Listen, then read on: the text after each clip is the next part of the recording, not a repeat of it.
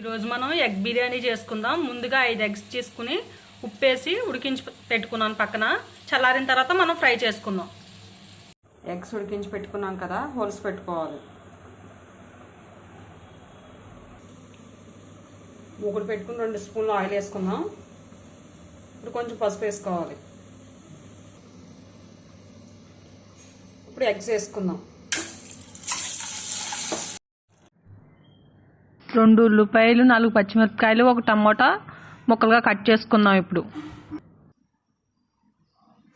ఇలా కట్ చేసుకోవాలి మొత్తం ముక్కలు.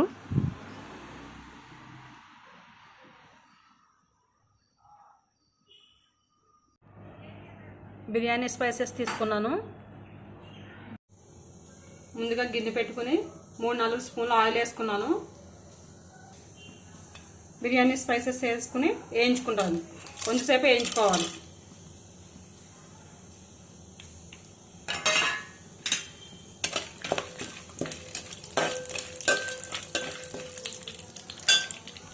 వేగిపోయి ఇప్పుడు ఉల్లిపాయలు, పచ్చిమిరపకాయలు, టమాటా ముక్కలు అవన్నీ వేయించి పసుపు, 1 స్పూన్ ఉప్పు,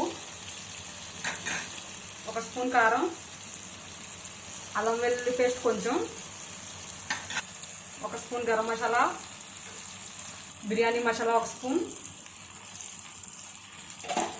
మొత్తం కలుపుకున్నాం ఒకసారి.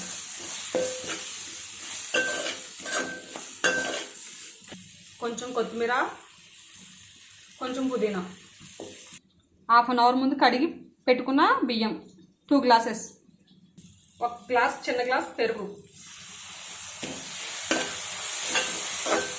సేపు వేయించుకోవాలి మనం. ఇప్పుడు బియ్యం వేసుకున్నాం.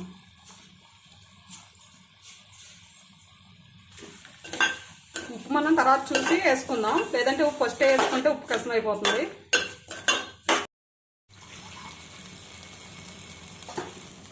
కొంచెంసేపు ఫ్రై చేసుకోవాలి. ఇప్పుడు వాటర్ యాడ్ చేసుకుందాం. 2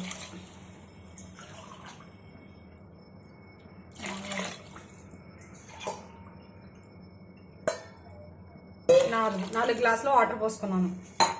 ఇప్పుడు మూత పెట్టుకుందాం మనం. ఉప్పు సాలలేదు, ఇంకొంచెం వేసుకుందాం. కూడా పిండుకుందాం.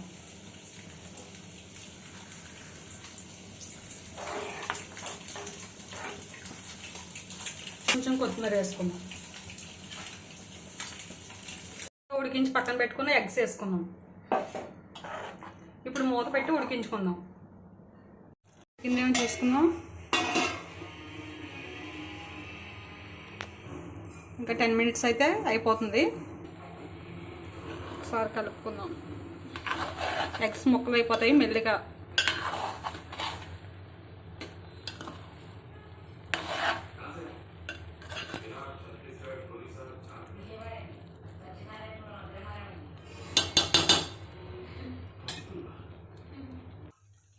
ఒక స్పూన్ నెయ్యి వేసుకుందాం.